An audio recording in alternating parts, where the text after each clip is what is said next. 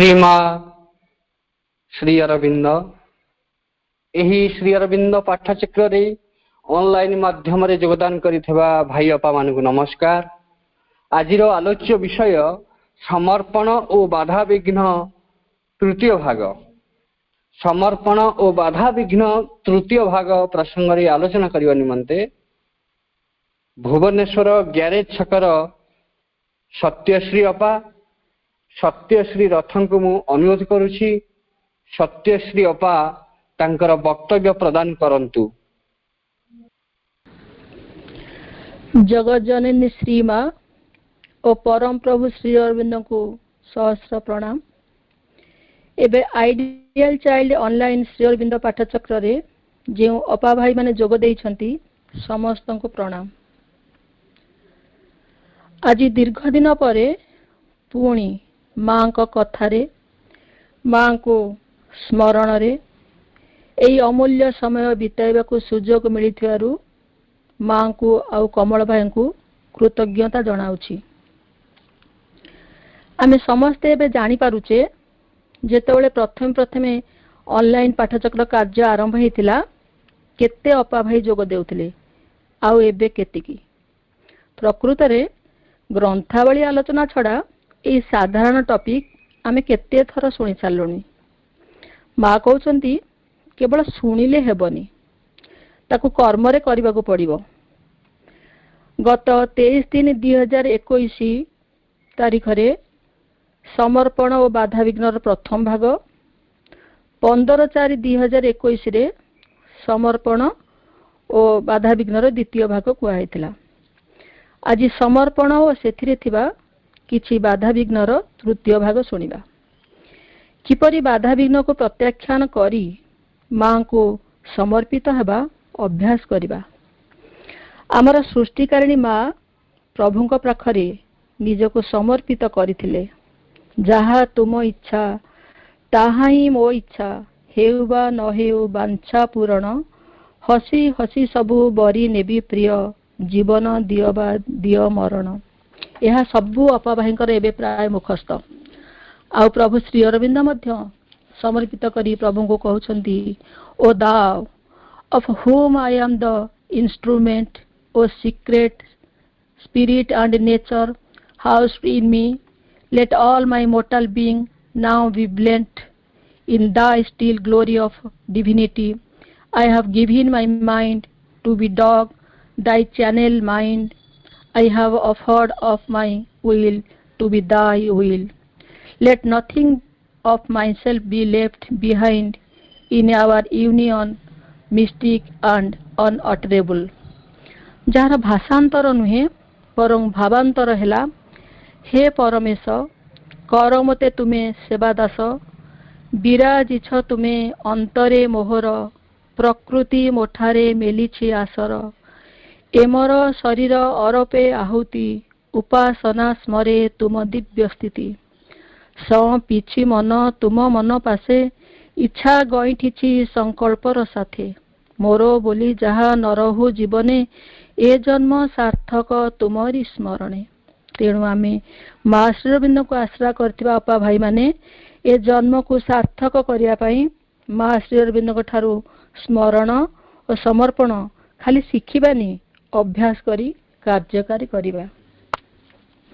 माँ श्री अरविंद कहिसंती साधना क्षेत्र रे बाधा विघ्न सृष्टि अच्छी बाधा विघ्नर सृष्टि अच्छी।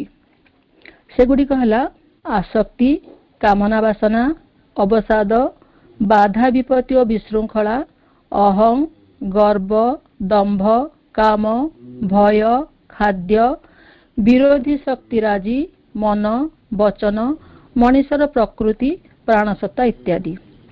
भाग 1 और 2 रे आसक्ति कामना वासना अवसाद बाधा विपत्ति और विशृंखला अहं गर्व दंभ काम इत्यादि कुहाई।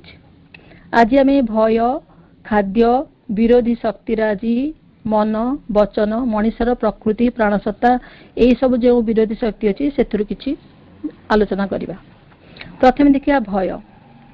भय प्राणी पाखरे अच्छी मनुष्य पाखरे भी अच्छी।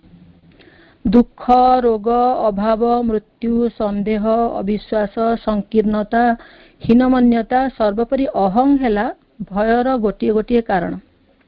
माँ कहते भय गोटे भगवत विरोधी शक्ति। जावतीय भयरू मुक्ति पाइबा पई तुमको निष्पत्ति नेबाकू पड़िबो। जोग एवं भय कदापि एक संगे रही पारिबो नाही। मनरे प्रश्न उठुची जणे काहेकि भयभीत हुए। यार तीनोटी कारण अछि। एक है जड़े निजर निरापत्ता विषय रे अत्यधिक व्याकुलता। बाबाजी महाराज भाषा रे धनहानिर भय मानहानिर भय जनहानिर भय सर्वोपरि निज जीवन हानिर भय जहा थिला कंस ठारे मध्य। दुई रे जे विषय रे बा जहा विषय रे जणे किछि जानी न थाए से संपर्क रे तार एक अस्वस्ति भाव जात हुए।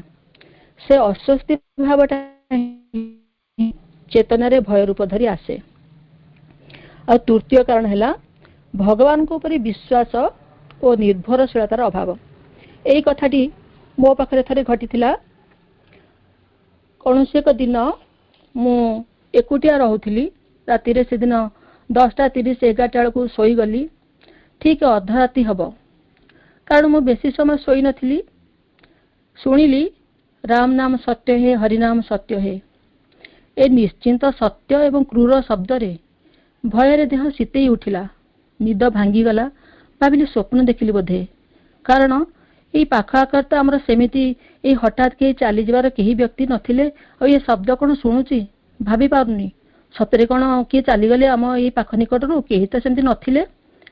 तापरे देखिली भय मन को कबलित कला प्राण को श्रीहरित कला शरीर कोष को दुर्बल करदेला। तापरे शुणिली गाड़ीर शब्द गाड़ी छाड़बार शब्द आउ लोक मान कथबार्ता हबार शब्द जानीगली किए निश्चिंत भाव किए चलीगले। भारी भय लगिला। जानुची मृत्यु आसुची समस्त आसब। आ प्रतिदिन रास्तार से स्वर्गधाम गाड़ी देखी देखी भी अभ्यास हो गलानी। यूट्यूब रु जो स्वर्गद्वार मो देखिले भी आ लगुनि हाँ यह ही जीवन सत्य। तथापि भय आसिला। भाविली माँ तो घरे चारिपटे अछंती पुणी डरुची। उठिली लाइट देली देखिली 1:05 हेची। निश्चिंत भाव गोटे बेलर घटना थिला से। तापरे पुणी भाविली माँ चारिपटे अछंती आ एते काई डरुची। पुणी टिके अल्प आलुआ दे शोइबा चेष्टा कली। भय टिके टिके लगुए। माँ को प्रार्थना कली माँ आपण मो पाखक आसतु ना मो पाखरे टिके शुअंतु मते टिके कोले नियंतु मु निर्भय शोईजी। प्रार्थना कली बोधहुए विश्वास सेतिकी रखी नथिली। जेतेबेले धीरे धीरे निद लगी आसता है अनुभव कली आपण माने विश्वास करंतु अनुभव कली गोटे सरू लंबा हाथ आसी मो ऊपर पड़ जाउची। तापरे पुणी भय उठी बसली। ये कौन मत किए एमती हाथटे पकईदेला मो ऊपर। माँ को डाकिची हेले भूली जाइछि जे माँ को डाकिची बोली कारण भय सेतिकी भितरे अछि। तापरे भाबुची बोध हुए से जो व्यक्ति एबे सांगे सांगे मृत्यु लाभ करछन्ती तार प्राणसत्ता ई निकट रे कोउठी थिबो से कोन आ पसी आसिक मते छौछन्ती ना कोन। पुणी भय आसिला। तापरे पुणी उठिली लाइट देली माँ को पुणी चाहिली। मुझे माँ डाकिली आपन को प्रार्थना कली आपण सतरे पाखरे आसी बोध हुए मते कोळेई नेले किंतु विश्वास होउनी आ निर्भर बोधे सेती करि पाउनी। पुणी भय आसुची। तापरे पुणी 5-10 मिनिट माँ को प्रार्थना कली। तापरे शोइली आ पूरा निर्भय रे शोई गली सकाळ पर्यंत।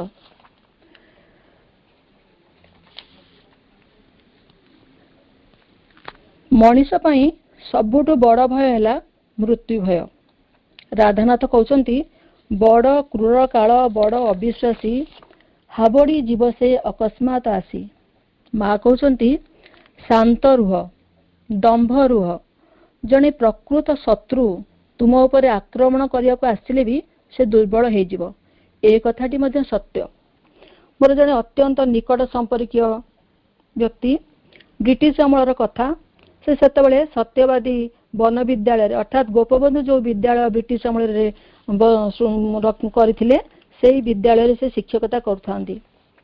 से दिन कौन तांकर मीटिंग थिला। राति 7टा हो गलानी। से बाहरले तांको घर को साखियोपाड़ू तांको घर होची दीर्घ 3-4 किलोमीटर। से हाथ गोटे लंठन आ गोटे ठेंगा धरी चलिले। टिके मोटा लोक धीरे धीरे चली जाऊ जाऊ बयस भी पाखापाखि हो आसता है। धीरे धीरे चली जाऊ जाऊ समय लगिला तांको देखिले किछि बाट जिबा परे गोटे पूरा बाघ चिता बाघ बोध हुए से महाबल बाघ नथिला एपट एरिया रे गोटे चिता बाघ तांका सामना रे आसी बसी पड़ला एवं तांको पूरा एडे एडे आखिरे चाहिला। से जानी पारले बाघ को देखिले तापरे से निजर लंठन को सेमती हाथ रे धरि थांती एवं ठेंगाटी को तांका पछपट अंटारे दे देले। राती सेमती पाहिला सकाळ हेला से बाघ आस्ते आस्ते तांको सामना रु चली गला। आ से घर को जाई कि जतले घटना कहिले समस्त सुनी आश्चर्य हेतिले। माँ मध्य से कथा कहउछंती डी.आर. बेनरी प्रसिद्ध कानाडा कवि तांकर खूब कम व्यवधान रे दुईटी पुत्रंकर मृत्यु घटना हैला। तांक स्त्री रोगशज्या रे साहित्य हे गले चिंतारे। दिने राति 10टा हेबो से पीड़िता पत्नीकर शज्या निकट रे बसिछंती। तांक स्त्री कहिले हे देख 4 जण व्यक्ति घर भितर को प्रवेश करछंती आ मोते कहउछंती नै जिवे बोली। मात्र बेनरी अदृश्य व्यक्ति मान को देखि पार नथिले। तांक स्त्री को कहिले तांको कुह आमे परा मां श्रीरबिंद भक्त तांको न पचारि आमे किछि भी करूनी जाओ तांको पचारि आस तापर जाई मते नेबो। तांको स्त्री से 4 जण व्यक्ति को सेही कथा बारंबार कहिले जाओ मां श्रीरबिंद को पचारि आस तापर मते तुम नेबो। मांकर एते कृपा आसिला तांकर मृत्यु भय दूरे गला आ से दीर्घ दिन पई आरोग्य लाभ कले एवं बंची रहिले मध्य। श्री अरविंद कहउछंती have a faith and he will do everything for you.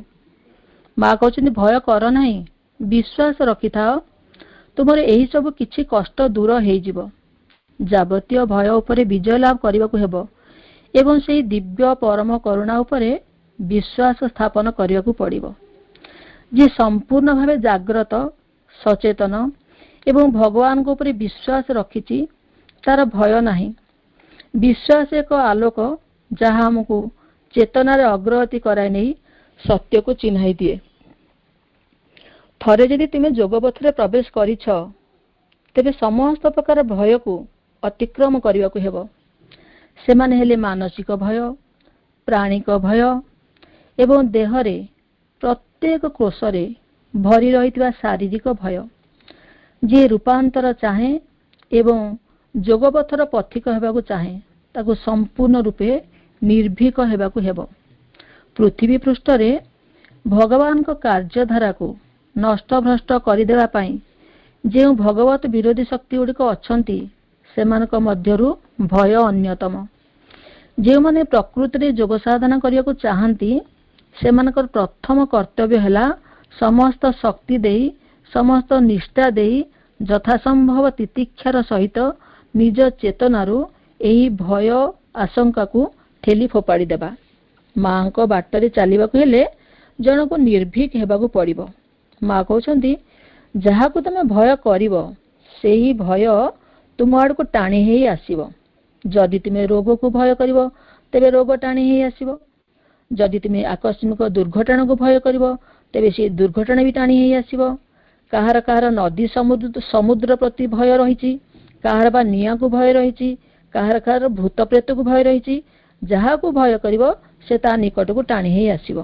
तुमे लक्ष्य करिवो जे जहा को तुमे भय करूच सेही भयर कारण तुम जीवन रे बारंबार आसुची। जे पर्यंत तुमे सेथुरु पूर्ण मुक्त न होइच समस्त भय मानक मध्यरे अति सूक्ष्म और शक्तिशाली भय होची मृत्यु भय। व्यक्ति जहा को भय न करे केवल ताहारी उपरे ही से विजय लाभ करि पारे। आ जे मृत्यु को भय करे से तो आगरु मृत्यु द्वारा पराभूत होई रहिछि। केही जदि मृत्यु को चाहे हुए तो सेथि पई ताको दीर्घ समय अपेक्षा करिया पड़ी पारे। किंतु केही जदि मृत्यु को भय करुथाए तेबे समस्त प्रकारे प्रतिविधान सत्वे हठात किछि गोटाए घटी पारे एवं से मृत्यु मुखरे पड़ी पारे। मृत्युर भयरू संपूर्ण मुक्त होगा आवश्यक। माँ गोटे कहानी कहती इजिप्ट रे गुह्य विद्या अभ्यास करने बेले दीक्षा नेबाकू इच्छुक व्यक्ति को गोटे कफिन भितर रखा हुए। सतेकी से मृत अवश्य ता भितर से श्वासक्रिया कला भली सुविधा थाए और ताको खाइबाकू मध्य दिया जाए।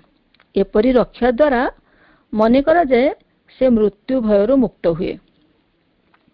जो माने भगवान को ऊपर विश्वास अभाव अच्छी, जो मान भगवान पाखे आश्रित और निर्भरशीलता रखिबार अभ्यास न थाए, जो माने निजर निरापत्ता विषय अत्यधिक व्याकुल हुअन्ति, से माने साधारण कथारे मध्य भयभीत होई पड़ती।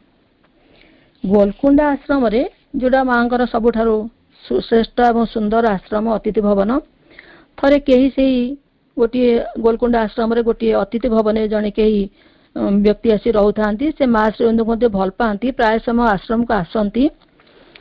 जेतेबेले से आसी थरे रही शयन कला परे तांकु बहुत आतंकमय घटना मान तांका पाखरे घटिला।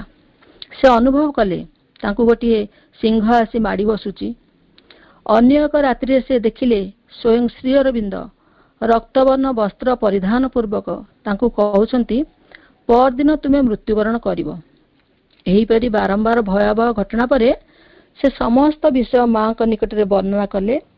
माँ खूब कड़ा भाव तांकु चाही आग्नेयगिरी तुल्य कहवाकू लगिले, तुमे जदि यही भय करुछ तेबे यही पथ तुम पे आदौ नुहे। माँ कहते तुम आखि आगरे जेते भयंकर कुचित कथा पड़ुना कहीं केबे भयभीत हुआ नहीं। जहा किछि घटुना कहीं निश्चल और प्रशांत रुह। जहा सज्ञान तार भय नहीं। जे संपूर्ण भावे जाग्रत सचेतन एवं सतकु सत बोली जानिछि तार मध्य भय नहीं।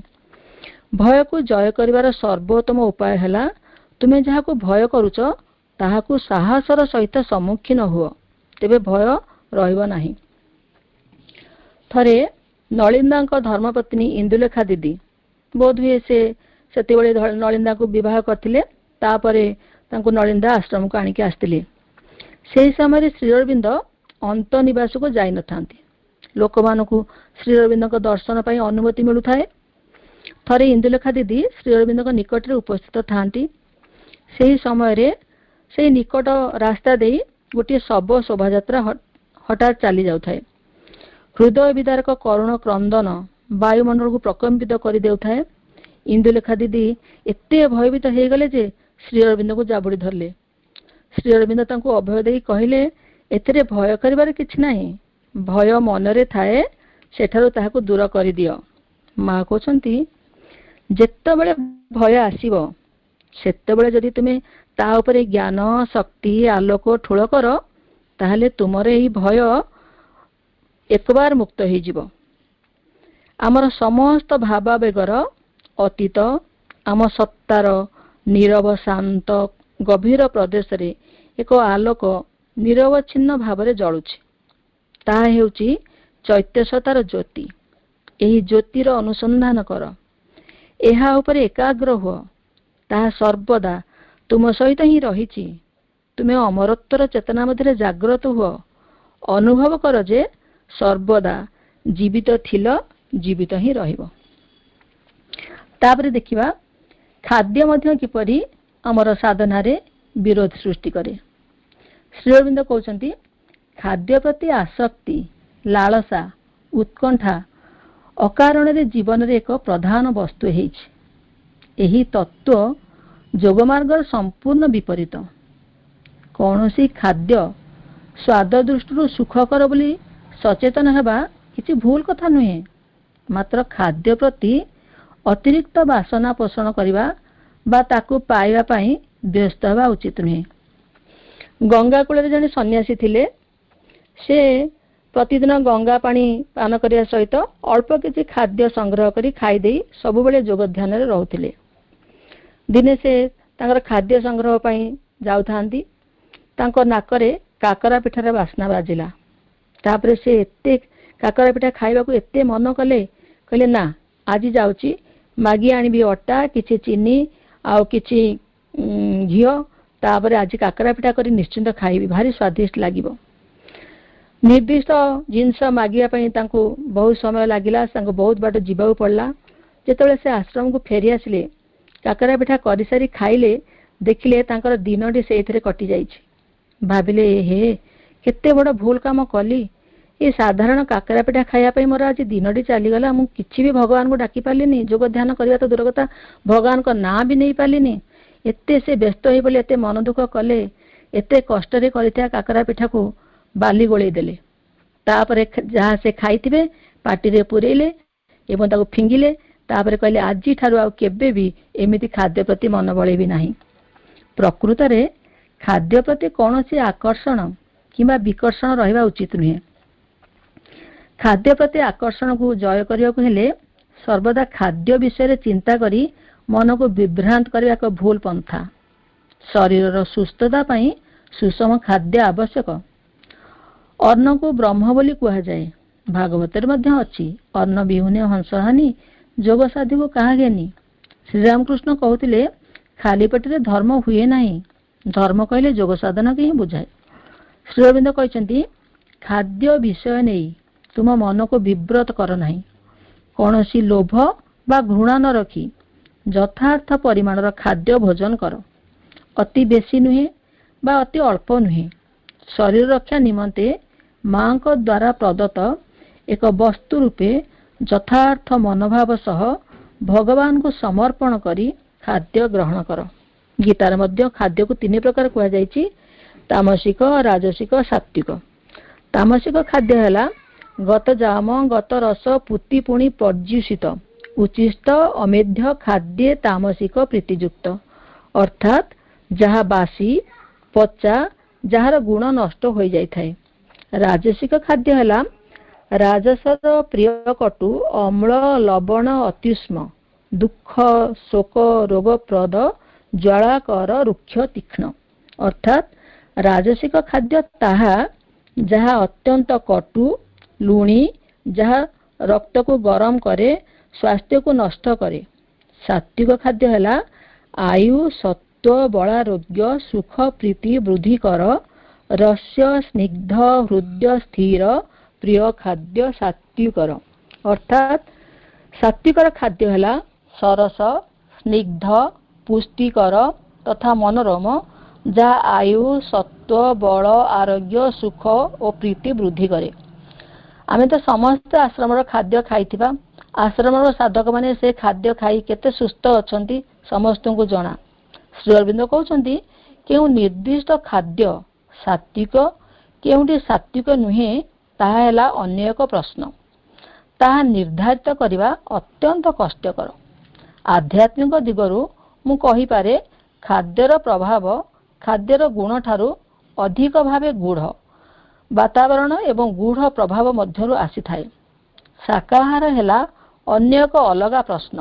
ନିଜର ଉଦର ତୃପ୍ତି ପାଇଁ ଜୀବମାନଙ୍କୁ ହତ୍ୟା କରିବା କିମ୍ବା ଜୀବମାନଙ୍କର କ୍ଷତି ନ ପହଞ୍ଚାଇବା ପାଇଁ ଏହା ଏକ ସଂକଳ୍ପ ମଧ୍ୟରୁ ପ୍ରଶ୍ନଟି ଉଠିଛି। ଏବେ ପ୍ରଶ୍ନ ଅଛି, ବ୍ୟକ୍ତି ମାଂସ ଆହାର କଲେ କ'ଣ ଘଟିପାରେ? ମା ଗୋଟେ ସୁନ୍ଦର କାହାଣୀ କହିଛନ୍ତି। ଗୋଟିଏ ବଡ଼ ବଖରାରେ କିଛି ଗାଈଙ୍କୁ ଛଡ଼ା ହେଲା ଏବଂ କିଛି କୁକୁରଙ୍କୁ ଛଡ଼ା ହେଲା। ଗାଈମାନଙ୍କ ପାଇଁ ଘାସ ପକାଇ ଦିଆହେଲା, କୁକୁରମାନଙ୍କ ପାଇଁ ମାଂସ ପକାଇ ଦିଆଗଲା। ଗାଈମାନେ ସୁନ୍ଦର ଭାବରେ ତାଙ୍କ ଘାସ ଖାଇବାରେ ଲାଗିଗଲେ, କିନ୍ତୁ କୁକୁରମାନେ ମାଂସ ଗଦାଏ ଥୁଆ ହେଇଛି, ଖଣ୍ଡେ ମାଂସ ପାଇଁ କାମୁଡ଼ା କାମୁଡ଼ି ବାଡ଼ିଆ ପିଟା ହେଇକିରି ସିଏ ତାକୁ ଠେଲି ମାଂସ ତକ ସବୁ ଛିନଛତ୍ର କରିଦେଲେ। ଖଣ୍ଡେ ମାଂସ ସମସ୍ତେ ବାଡ଼ିଆ ପିଟାଲେ, ଆଉ ସବୁ ମାଂସ ଏଣେ ତେଣେ ବିକ୍ଷିପ୍ତ ହୋଇ ପଡ଼ିଲା। ମା କହୁଛନ୍ତି ଏହା ନିଃସନ୍ଦେହ ଯେ ଯାହା ତୁମକୁ ମାନବ ଦିଗରେ ରହିବା ପାଇଁ ସାହାଯ୍ୟ ନ କରି ପଶୁ ଦିଗକୁ ନେଇଯାଏ। ରାମକୃଷ୍ଣ ପରମହଂସ କହୁଛନ୍ତି ଯିଏ ହବିଷାନ୍ନ ଖାଏ କିନ୍ତୁ ଈଶ୍ୱର ଲାଭ କରିବାକୁ ଚାହେଁ ନାହିଁ, ତାର ହବିଷାନ୍ନ ଗୋମାଂସ ତୁଲ୍ୟ। ଆଉ ଯିଏ ଗୋମାଂସ ଭକ୍ଷଣ କରି ଭଗବାନ ଲାଭ କରିବାକୁ ଚେଷ୍ଟା କରେ, ତା ପକ୍ଷରେ ଗୋମାଂସ ମଧ୍ୟ ହବିଷାନ୍ନ ତୁଲ୍ୟ ହୁଏ। ତୁମେ ଯେଉଁ ପ୍ରକାର ଖାଦ୍ୟ ଖାଅ, ମା କହୁଛନ୍ତି ତୁମେ ଯେଉଁ ପ୍ରକାର ଖାଦ୍ୟ ଖାଅ ସେହି ଚେତନାରେ ରୁହ। ତୁମେ ଯେଉଁ ପଶୁର ମାଂସ ଖାଇଥାଅ ତାହାରି ଚେତନାକୁ ତୁମେ ଗ୍ରାସ କରିଥାଅ। ଅବଶ୍ୟ ତାହା ବେଶୀ କିଛି ଗୁରୁତ୍ୱପୂର୍ଣ୍ଣ ନୁହେଁ, କିନ୍ତୁ ତାହା ପ୍ରୀତିକର ମଧ୍ୟ ନୁହେଁ। ଏକ ମାମୁଲି ମଣିଷ ଯିଏ ସାଧାରଣ ଜୀବନଯାପନ କରେ, ଯାହାର ଥାଏ ନିହାତି ସାଧାରଣ ଅଭିପ୍ସା, ନିଜର ଜୀବିକାର୍ଜନ, ଉତ୍ତମ ସ୍ୱାସ୍ଥ୍ୟ, ପରିବାର ପୋଷଣ ବ୍ୟତୀତ ଆଉ କିଛି ବି ଯିଏ ଚିନ୍ତା କରେ ନାହିଁ, ସେ ମାଂସ ଖାଉ ବା ନିଜ ପାଇଁ ଉପକାରୀ ବିବେଚନା କରୁଥିବା ଯେକୌଣସି ଖାଦ୍ୟ ଖାଉ, ସେଥିରେ କିଛି ଯାଏ ଆସେ ନାହିଁ। କିନ୍ତୁ ତୁମେ ଯଦି ସାଧାରଣ ଜୀବନ ଛାଡ଼ି ଉଚ୍ଚତର ଜୀବନଯାପନ କରିବାକୁ ଚାହଁ, ତେବେ ସମସ୍ୟା ପ୍ରତି ଆଲୋକପାତ କରିବା ଉଚିତ। ଏବଂ ଆହୁରି ମଧ୍ୟ ଯଦି ତୁମେ उच्चतर जीवन उच्चतम स्तर को जीवा प्रयास करुथा अर्थात निजक रूपांतर सकाशे प्रस्तुत करथा तेरे समस्याटी अधिक गुरुत्वपूर्ण होई देखादेव। कारण केतक खाद्य शरीर को अधिक विशुद्ध करे, अन्य केतक खाद्य शरीर को पशु स्तर को खसाई निए। तेणु ठीक सही निर्दिष्ट स्तर को आसिया पूर्वरु तुमर अनेक किछि करिवार अछि। एकथा निश्चित जे तुमर शरीर को विशुद्ध रखिया पूर्वरु तुमर मन और प्राण को विशुद्ध करी रख। श्री अरविंद कहते स्वाद बा रसबोध ए सब को संपूर्ण भाव में दमन करने ए जोगर अंतर्गत नुहे। ए जोगर खाद्य विषय नहीं जहाँ उपरे विजय हासिल करने आवश्यक सेगुड़िक है खाद्य प्रति प्राणिक कामना और आसक्ति, खाद्य प्रति लोभ, खाद्य प्रति अजथा गुरुत्व आरोप, ईप्सित करी कौनसी खाद्य लाभ करवा, यही खाद्य पाइले आमे अत्यधिक खुशी हेबा, न पाइले दुख करवा, निराश हेबा, यही सबू क्षेत्र एमती करने को श्री अरविंद मना करछंती। सबुबले खाद्यर गोटे समता रक्षा करवा। भोजन पाई जे खाद्य प्रति कामना बासना रहिबा को हेबो सेपरि कोनोसी कथा नाही। जोगी कामनार बशवर्ती हुए नुहे निज शरीर को सुस्थ रखा पई भोजन करे। कारण शरीर हेउची साधनार अन्यतम माध्यम। तेणु तार जत्न नेबा एकांत जरूरी। सुस्थ सबल रखिबा निहाती आवश्यक। आम प्रकृतिर एही स्थूल शरीर प्रति कोनोसी अवहेला करिया उचित नुहे, कोनोसी आसक्ति रखिया मध्ये उचित नुहे। पर्याप्त खाद्य और निद्रा व्यतीत कोनोसी योग साधना होई न पारे। उपवास और अनिद्रा जोगु स्नायु गुड़िक अत्यधिक उत्तेजित हो पड़ती, मस्तिष्क दुर्बल हो जाए। तेणु नाना प्रकार भ्रमभ्रांति और कल्पना जल्पना सब देखा दिए। आश्रम रे उपवास करने को दिया जाए नहीं, कारण यह द्वारा आध्यात्मिक साधन रे साहाय्य अपेक्षा क्षति अधिका होता है। आमे मैंने समस्त जानते पांजी रे जिते चंद्र ग्रहण और सूर्य पराग हुए से लिखाई पिला हांडी छाड़ नुहे, अर्थात से माने खाई परिबे, वृद्ध वृद्धा मध्य खाई परिबे, रोगी माने मध्य खाई परिबे। ताहले आ किए रहिले ताले समस्त ये जो पांजरे लिखाई श्री अरविंद ताकु मध्य खंडन करछंती। आमे आश्रम रे मध्य चंद्र ग्रहण और सूर्य पराग कौन से प्रभाव नहीं। आमे खाद्य सबु समय रे ठीक समय रे निर्दिष्ट परिमाण खाई परिबा। मात्र अत्यधिक भोजन करिया मध्य ठीक नुहे, कारण यह शरीर को अधिक स्थूल और गुरु करे। अत्यल्प भोजन शरीर को दुर्बल और भयग्रस्त करे। तेणु देखा हेबो जेपरि शरीर आवश्यकता और खाद्यर परिमाण मध्य यथार्थ संगति और भारसाम्य रक्षा करा जाई पारिबो। माँ कहते खाद्य प्रति लालसा और आसक्ति और स्वादिष्ट खाद्य पाई कामना ए सब मुक्त होगापी आंतर मनोभाव रही आवश्यक। सब बेले देखा केते जन अछंती, केते व्यक्ति माने अछंती, अवश्य माँ श्री अरविंद कथा कहनी, अन्य माने अछंती तांकर गोटे आइंष बारी अछि। आइंष बारी माने सप्ताह को 3 दिन, बुधवार आउ शुक्रवार रविवार। से माने पुणी तांको भीतर गोटे आलोचना हबो कोठी भल मांस मिलुची, कोठी सतेज माछ मिलुची। तांकर पुणी कथाबार्ता अलगा बागरे, आज उड़ंता ना बुड़ंता ना धावंता। प्रथम बुझी होनथला कौन माने कथा होछंती। उड़ंता माने माछ, बुड़ंता माने माछ, उड़ंता माने होछ कुकुड़ा, आ धावंता माने चारि गोड़िया जो छेली आ जा से माने खाउथिए जे जो जातिर। तेणु से माने एही स्तर रही जाउछंती केवल खाद्य चिंतारे। आ कोठी भल भल परिबा मिलुची, कोठी भल शाग मिलुची, प्रति मुहूर्त केवल खाद्य ही आलोचना। माँ श्री अरविंद को धरती आपा भाई माने एही सब आलोचना रो निवृत्त रहिले बरं भल हम बोली आमे माने समस्ते जानिचे। तापरे माँ कहते यही समय आसीची खाद्यर परिवर्तन करिया को, अर्थात खाद्य जेपरि अपेक्षाकृत कम पाशविक हुए। अवश्य यह प्रत्येक व्यक्तिर चेतना उपर निर्भर करे, किंतु यह साधारण मनुष्य पई हुए तो हेई न पारे। जदि तुम साधारण जीवन छाड़ी उच्चतर जीवन यापन करिया को चाह, आहरी जदि निजको रूपांतर सकाशे प्रस्तुत करुथा, तेबे खाद्य प्रति सचेतन हेबा आवश्यक। कारण केतक खाद्य शरीर को अधिक विशुद्ध करे, अन्य केतक खाद्य शरीर को पशु स्तर को खसाई निए। तापर देखिए विरोधी शक्तिराजी। ये विरोधी शक्तिराजी प्रकृतिर प्रथम सृष्टि होती साधना करने विरोध करने को। समस्ते जानचे ध्रुव प्रहलाद जो माने सब साधना करते विरोधी शक्तिराजीर सम्मुखीन होगा पड़ी। आम समस्त को जना साधन रे बाधा सृष्टि करने ये विरोधी शक्ति मान अच्छा। आम जीवन रे जो दुख रोग शोक सब आसूची ता भगवान ठारू नुहे, ताहा आसूची आमर मन प्राण शरीर प्रवृत्ति निम्नतर प्रकृति मध्यम। प्रत्येक साधक को विरोधी शक्ति आक्रमण करती। केतेक ए विषय सचेतन, अन्य माने सचेतन नुहंती।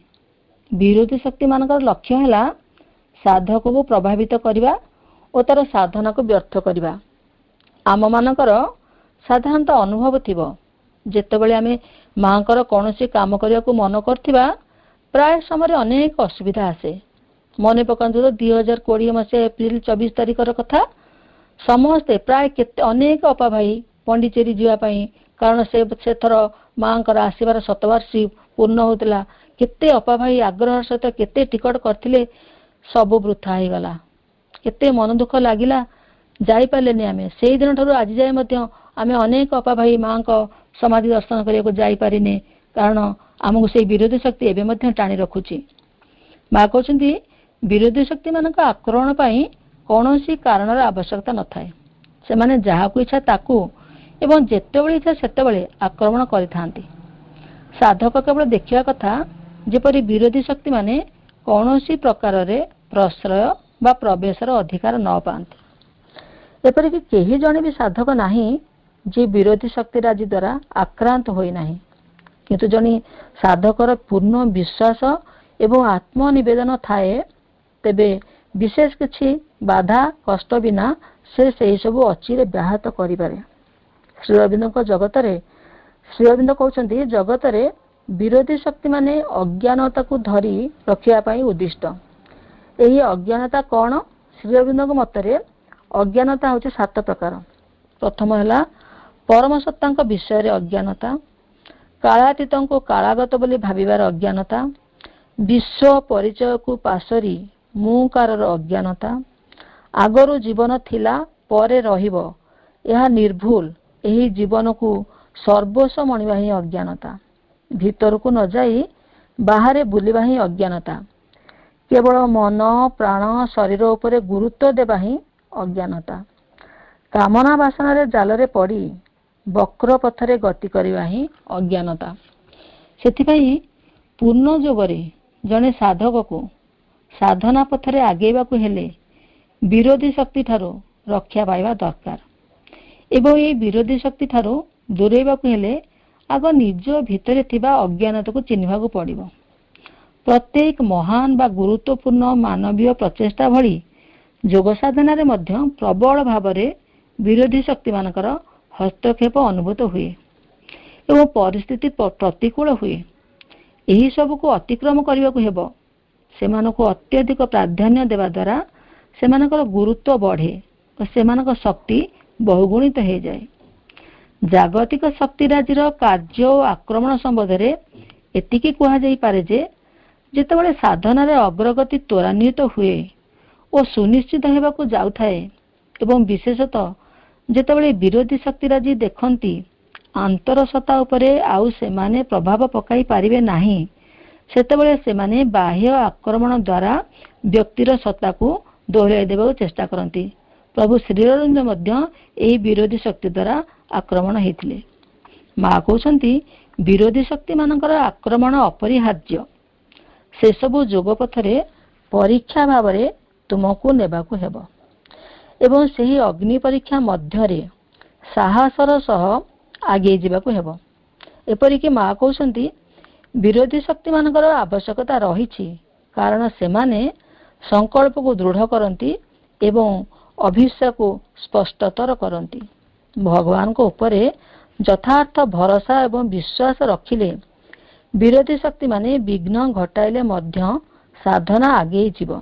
जेपरि भागवत रे अछि कुंती कहिथिंती केड़े केड़े विपत्ति न पड़िला कृष्ण थिबारु किछि न लागिला। माँ मध्य ठीक सही कथा कहछंती।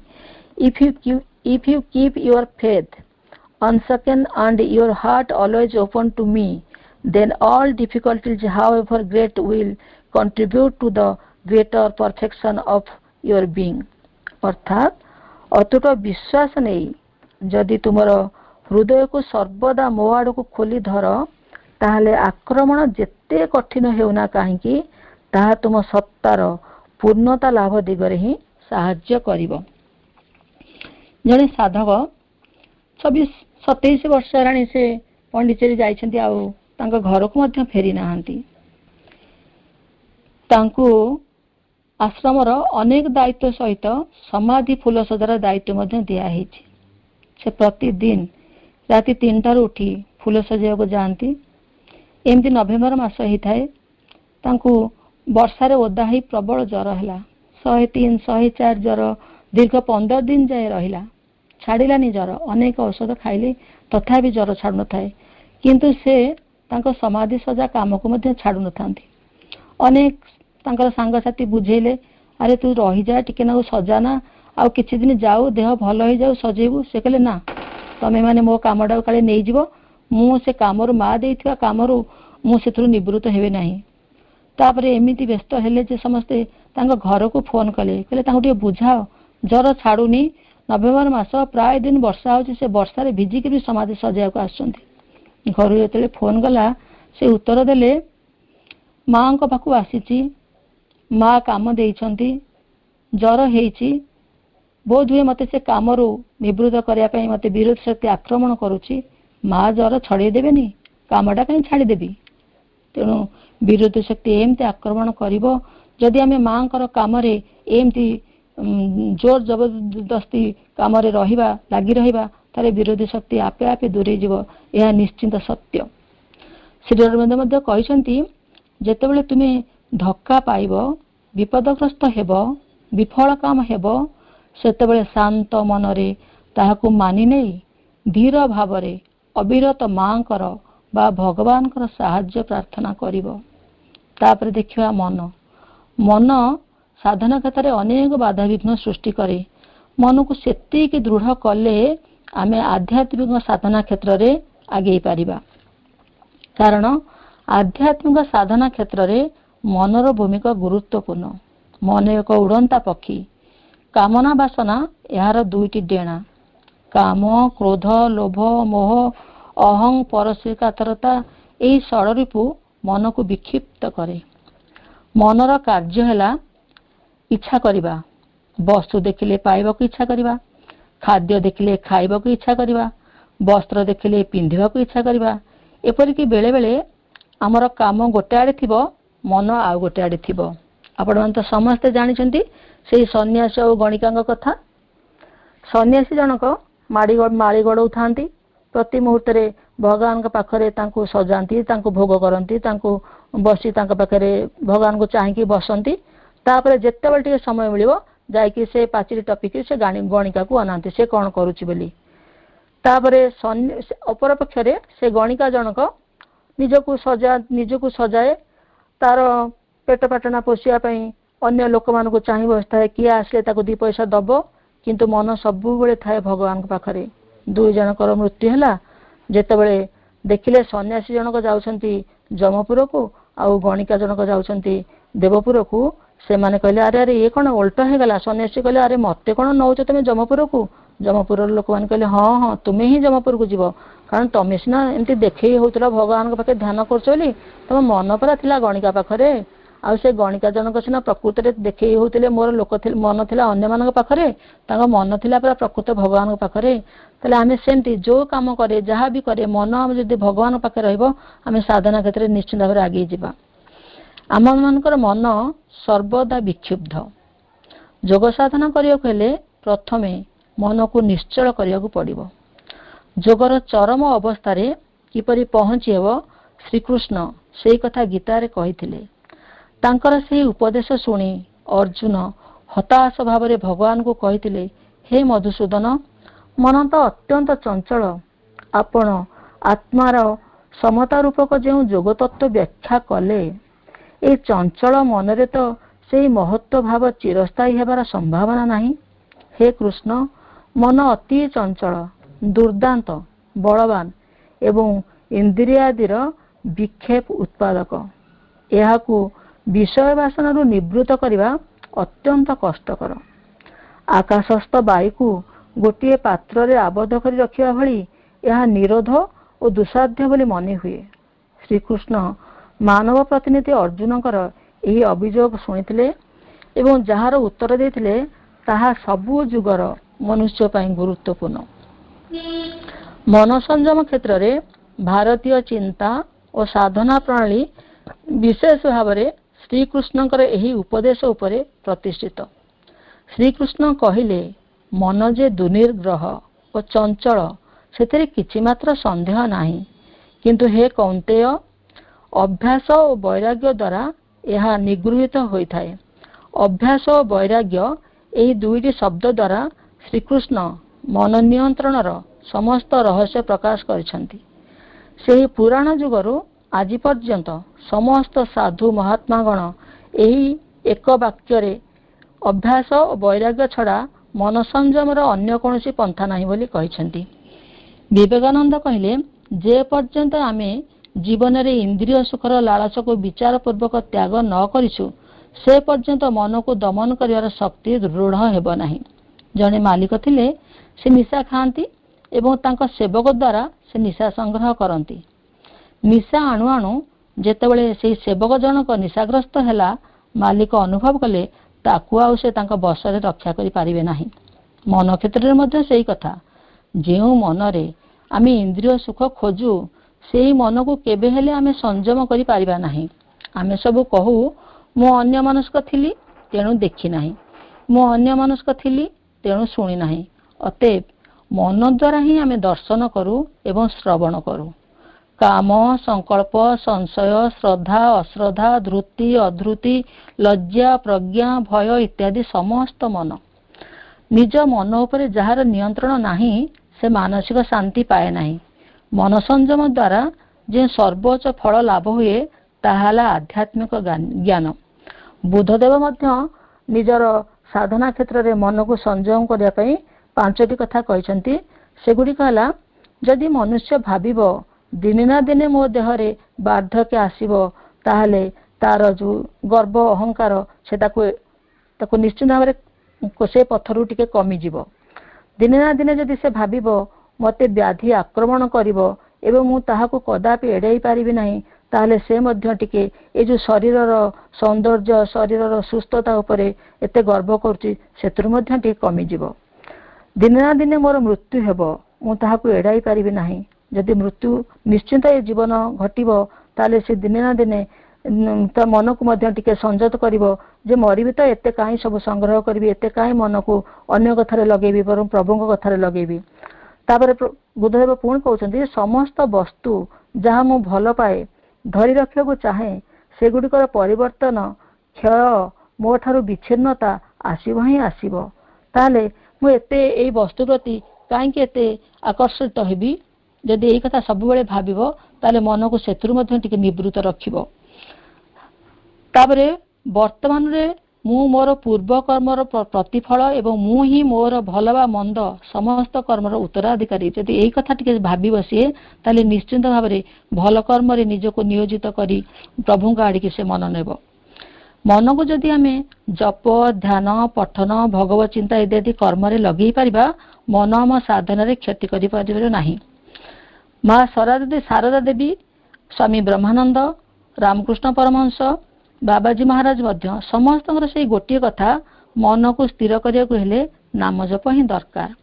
ଆଉ ମନକୁ ସ୍ଥିର କରିବାକୁ ହେଲେ ମନକୁ ସବୁବେଳେ ଗୋଟେ କାମରେ ଲଗାଇବାକୁ ପଡ଼ିବ। ଜଣେ ସାଧକ ଥିଲେ, ସେ ତାଙ୍କର ବହୁତ ବଡ଼ ଆଶ୍ରମ କରିଥିଲେ। ସେ ଆଶ୍ରମର କର୍ମରେ ସେ ସବୁବେଳେ ସମୟ କଟୁଥିଲେ। ତାକୁ ପରିଷ୍କାର ପରିଚ୍ଛନ୍ନ ରଖିବା, ନିଜର ଖାଦ୍ୟ ସଂଗ୍ରହ କରିବା ଏବଂ ଆଶ୍ରମରେ ବୃକ୍ଷରୋପଣ କରିବା, ଏମିତି ସବୁରେ ତାଙ୍କ ସମୟ କଟି ଯାଉଥିଲା। ସେ କହିଲେ, ପ୍ରାର୍ଥନା କଲେ, ମୋତେ ଯଦି ଗୋଟେ ସେବକ ମିଳିଯାଆନ୍ତା ତାହେଲେ ମୁଁ ଟିକେ କାମ ମୋତେ କମ୍ ପଡ଼ନ୍ତା ଆଉ ମୁଁ ଟିକେ ଧ୍ୟାନ କରନ୍ତି କି ପ୍ରାର୍ଥନା କରନ୍ତି। ତାକୁ ତାର ପ୍ରାର୍ଥନାରେ ସନ୍ତୁଷ୍ଟ ହୋଇ ତାକୁ ଭଗବାନ ଏକ ବଳଶାଳୀ ପ୍ରାୟ ଅସୁର ସମାନ ଗୋଟିଏ ତାକୁ ପଠେଇଲେ, ସେବକ ପଠେଇଲେ। ताको कहले ए सेवक को तुम सब बेले काम लगेब जदि ताको काम छाड़ी दब ताले से किछि ना किछि तमर क्षति करिवो। तापरे बहुत खुशी हो गले साधक जनक कहले जा हो मते आ किछि असुविधा हो पड़िबनी। जेतेबेले से देखिले जे से असुर प्रकृतिर जो ताको देइथिले ताको सहाय्य करिया पई एते बलशाली व्यक्ति को से प्रति काम को खूब शीघ्र खूब चटापट सारी दे पचारे आ कौन काम करी आ कौन काम करी ये व्यस्त हो पड़े सब काम तो सरीगला मत तो कहला जदि कम ताक नदेवी ताले से मोर क्षति कर बहुत भाविले पुणी भगवान प्रार्थना कले प्रभु कौन करी आ तो सब काम सरीगला ये तो मत बर्तन क्षति साधना कर मोर मु कौन करी से अनुभव कले या कम देव कहले मत गोटे किसी दीर्घ काम दरकार। तापर से कहले तू गोटे बाउंश आनी पो तो तापर चढ़ पुणी ओह्ला तापर चढ़ पुणी ओह्ला जे पर्यंत तोर काम यही चढ़ा ओह्ला न सरी से पर्यंत तू करुथुबु मुझे पर्यंत नूतन काम न देवी। तेणु मन को मध्य आम सेमती जदि प्रकृति में सब भल काम लगेगा ताले आम मन स्थिर रहिबो एवं भगवान काढ़ी जीव आ स्थिर रखिबार काम है माँ को बही पठन माँ को स्मरण माँ को कथा चिंतन इत्यादि। श्री अरविंद कहते मु कौन लेखे अनेक बुझीपारती नहीं कारण मानसतर विषय सबको मन बुझीपारे नहीं। अधिकांश समय मु किछि लेखिथिबा बा श्री माँ किछि कहिथिबा विषय को नहीं अनेक निज इच्छा अनुसार व्याख्या करती जहा कि तार प्रकृत अर्थ ठारू बहुत दूर रे थाए। पुणी सेथिरु माने माँ और प्रभु लेखारू हठात एक चरम और तार्किक उपसंहार बाहर करती जहाँकि आम ज्ञान और अनुभूति संपूर्ण विपरीत विषय। श्री अरविंद कहते जानी रख बाधा विघ्न जोग पथरे अपरिहार्य। यही सब बाधा विघ्न को देखी भयभीत व विचलित हो पड़ा उचित नुहे। मन ठारू निजक दूरे नहीं जीवा पर्यंत साधना को लगी रहा पड़ो साधक को लगी रहा पड़ो।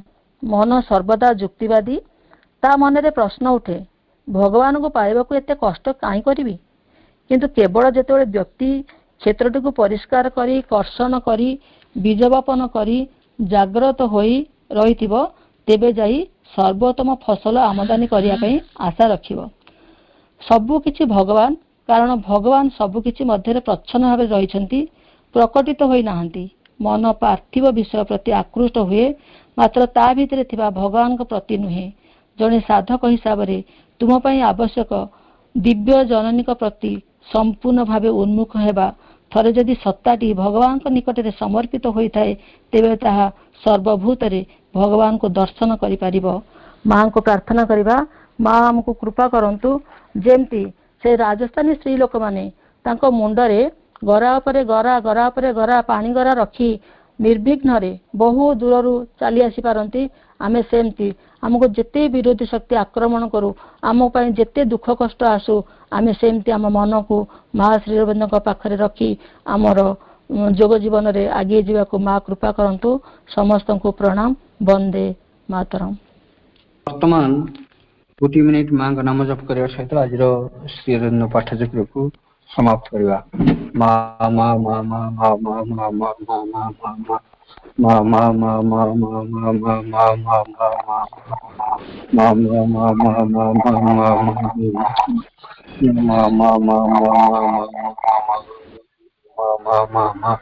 ma ma ma ma ma ma ma ma